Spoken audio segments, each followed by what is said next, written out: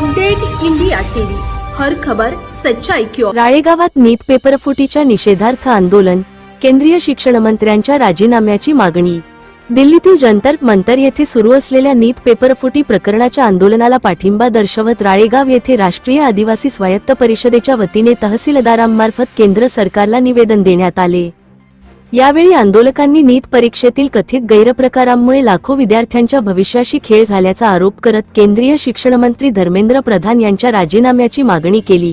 तसेच शिक्षण व्यवस्थेत पारदर्शकता आणून अशा घटना पुन्हा घडू नयेत यासाठी कठोर उपाययोजना करण्याची मागणीही निवेदनातून करण्यात आली। दिल्लीतील आंदोलनादरम्यान आंदोलकांना पूर्वसूचना न देता पोलिसांनी हटवल्याच्या घटनेचाही निषेध करण्यात आला।